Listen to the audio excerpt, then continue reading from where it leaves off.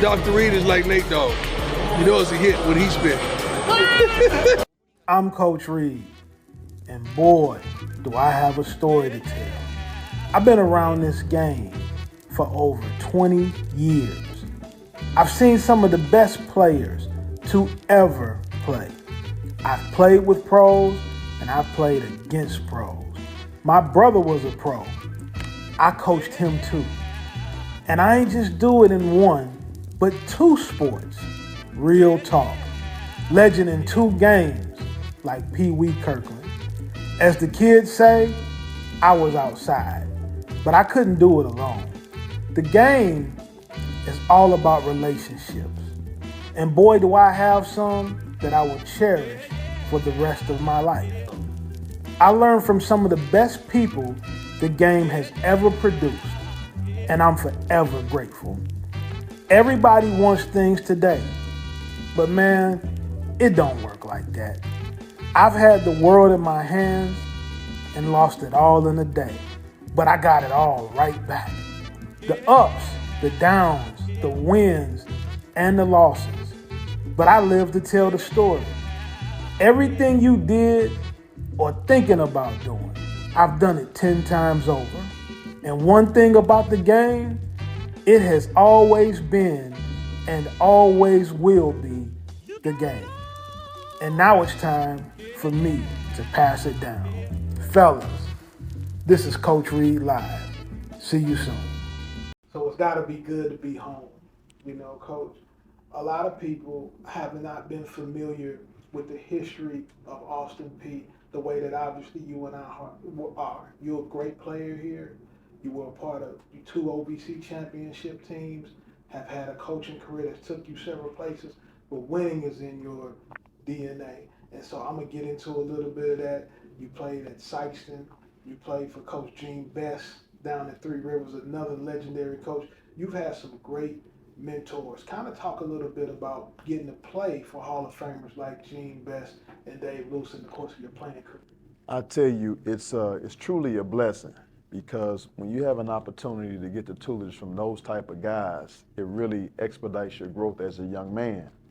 Well, my father and my uncles played for Coach Best in high school.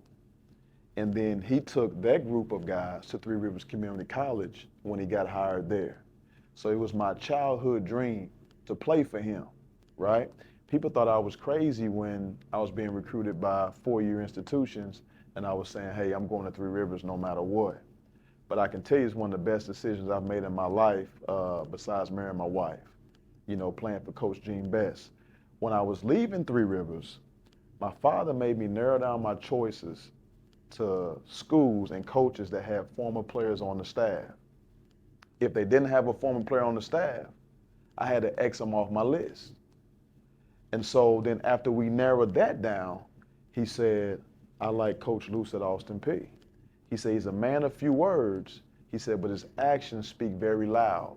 And he said, he's the closest thing to Gene Best I've seen in regards to how he really tries to get in between the ears versus just basketballing. And so that's how we got to the decision to come to Austin Peay. So we're talking about Dave Lewis, legendary career, had the floor named after him in the old Dunn Center, all-time winningest coach in the history of the OBC. Since he's retired from coaching, though, the program took some steps back. Now you're coming back in as an alum. When the job came open this last time, almost immediately, everybody in unison said, we need Corey Gipson to come home. Why was it the right time? And how are you going to temper the fans' expectations on where Austin Peay should be immediately coming back? You know, we're always on God's time, right? So a lot of prayer went into this. But what I can tell you is it really meant something when the administration came down to the semifinal game of the conference tournament. They came down as representation in support of us going into postseason. But when the opportunity came about, it was way bigger than Corey Gipson, okay? I'm just standing in the gap, okay? Somebody had this post before me, somebody have it after me. But while I'm sitting in this post with the gentlemen on my staff and with the guys on the roster, you better believe we're gonna put our best foot forward. Now, we came up in the OVC era, rivalries like Murray State.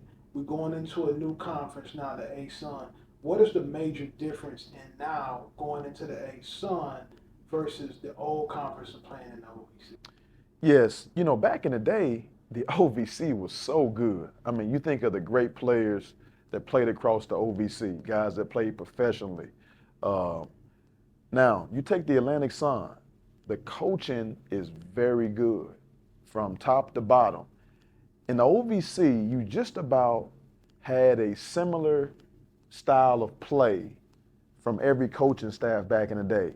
It was almost about who had the more depth on the roster that ended up going to the postseason. In the Atlantic Sun, there are so many different contrasts. You have some teams that play extremely slow. You have some teams that don't dribble, they pass every offensive possession, right? You have some teams that play fast.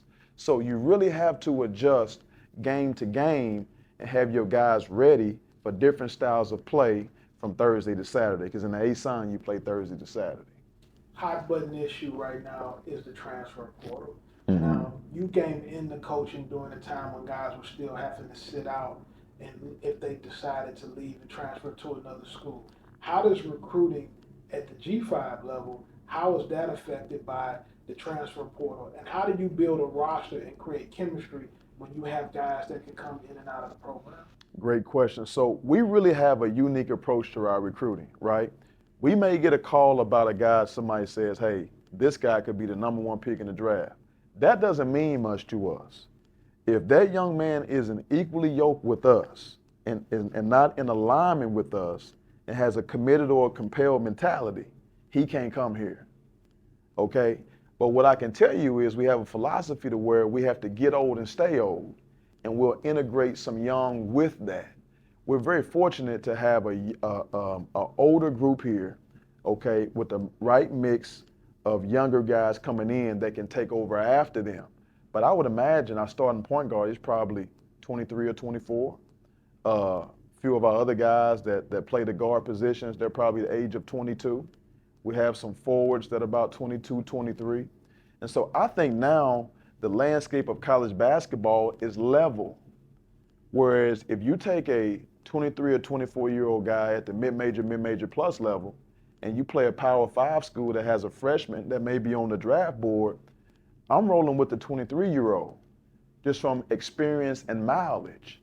And I think this past year's Final Four was a great example of that, of who was in the Final Four. The landscape has totally changed. And I think it's changed in football too. If you get into the portal the right way and take guys equally yoked, you can expedite the success right away. Coach, you said something just there. You said committed and compelled mentality. Can you expand on that, on the principles of that? Yes. So we have a continuum that we use, okay, that's resistant, reluctant, existent, compliant, committed, and compelled. Okay? We try to take guys that are in the committed and compelled range. Okay? If you get those type guys, you know what you have to tweak to take a committed guy to become compelled. But if you get one that's compelled, you got something serious. Okay, that guy is going to come in extremely early. If you practice at 10, okay, they're going to be here at 6 a.m. already doing prehab, rehab. Okay, they're going to be here with a coach doing some pro time, around 7:30. Okay, before 9 a.m. Gets here, they already on the shooting gun. Okay, by the time practice start, they already revved up, ready to go, got their second win. Okay, and then when they go to lunch at noon, 11:45, okay, they making sure they're getting the right hydration and the right protein and nutrients in their body. That's an example of a compelled person, right? So we try to make sure that we get guys that are in the compelled range, okay, because they become true extensions of the coaching staff. I think when people throw around this guy's an extension of the coaching staff, it's more of a cliche than it is a reality. Okay, compelled guys really approach it like a coach. And one thing that helps us as a coaching staff, we have a group of guys that can lead the practice as well as we can. Okay, if you notice when we did our first drill, okay, one of our guards called out the drill when we did progression. We didn't have to say a word. He already knew what we wanted, and then the whole team echoed it. When it's a player-driven team, okay, and the coach can just manage and delegate the roster, you really got something. And that's what committed and compelled guys bring to the table. But now I'll tell you what we'll do now. We'll take a resistant guy that's all the way on the far side of the spectrum, more than we'll take the reluctant or an existent guy. Okay? Some existing people are in church. They go and they sit there, but they leave in the same way they came. And they're not active in the church. They just existing.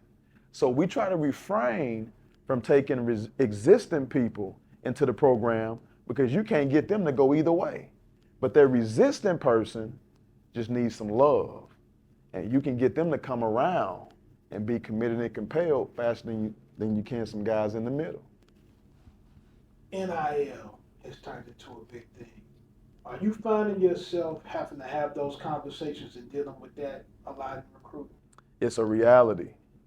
And let me tell you, I welcome it. When I was a student athlete here at Austin Peay, that's when the NCAA 2K came out. We went to the NCAA tournament. So we all had to put our money together to get the video game to play it. And then in my adulthood as an assistant coach, I got a letter in the mail because O'Bannon had fought for it. Then we got a letter in the mail saying that we'll get a stipend for being on the game back in 2000, right? So I needed the money when I was a student athlete. As an adult, I didn't need it so much. And so I really welcome the opportunity for these guys to monopolize off the name, image, and likeness. I think it's here to stay. It should be. We got to just make sure that we educate our guys on taxes and how to manage it, okay, and not spend it all right away. Coach, I get a lot of questions from young coaches, high school coaches, maybe even lower level guys that want to progress through the system and become a college coach, a head college coach.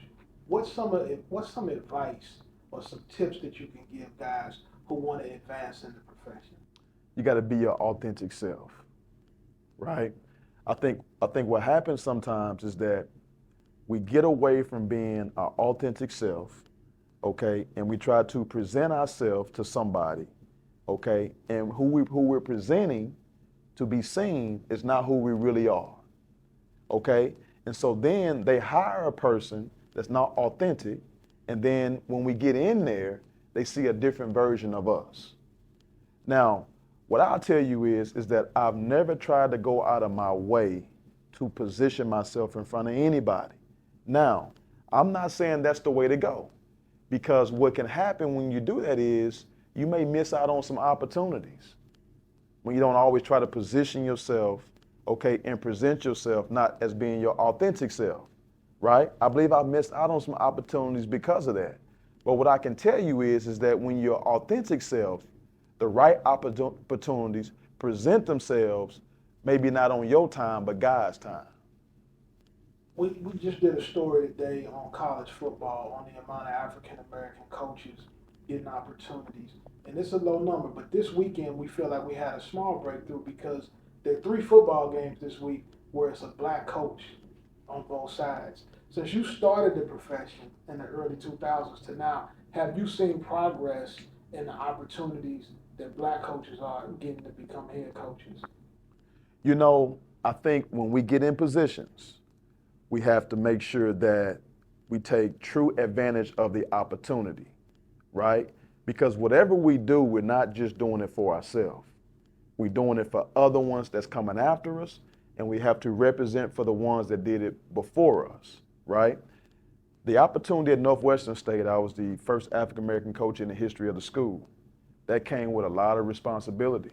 That was a hot torch to carry, right? But it took a great staff, and it took a group of young men that understood the dynamic, because we have to make sure that we're paving a way for the next crop to come through. And as long as we have that type of understanding and mindset, it's not about us, but those coming after us, okay, we can really have a GPS and a blueprint that people can follow. You and I had this conversation once a while back, and I found it to be interesting.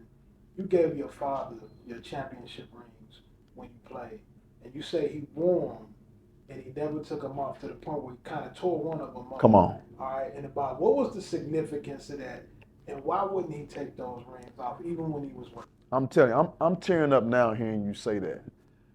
I think sometimes we get caught up in our own personal success, right? And I got buddies and partners and coaches in the profession. Man, when they get them rings, they got them on the desk, they got them at home, and they collecting dust. Well, every ring I've gotten in my career, I've given to my father because he had a lot to do with the molding of me. He, as well as both of my mothers. My biological mother passed when I was 9, and my earthly mother now that my father married when my mother was passed away.